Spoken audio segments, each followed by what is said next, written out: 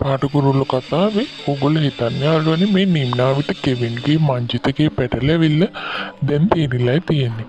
ඉතින් යාළුවනේ මේ කෙවින් හිතාගෙන ඉන්නේ මංජිතයි මේ ප්ලෑන් එක දිගටම කරන් යන්නයි. ඒ දිගටම කරන්න පුළුවන් නේද යාළුවනේ? ඉතින් නිම්නාවිගේ හිතේ හිතන් ඉන්නේ නම් මංජිත කියන්නේ ඉන්නේ වෙන දෙයක් කියලා.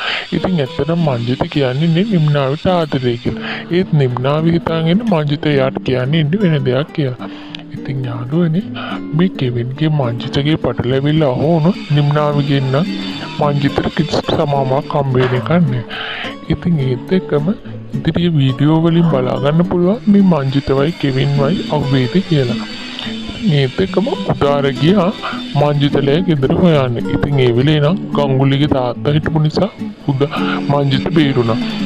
ඉතින් මේ පාර යන්නේ කෙවින් සර් කියලා හොයාගෙන ගංගුලිගේ අම්මවයි තාත්තවයි හම්බෙන්න තමයි නිම්නාවිගේ තාත්තා. ඉතින් ඉදිරි වීඩියෝ වලින් අපිට ඒ දේ බලාගන්න පුළුවන් නේ.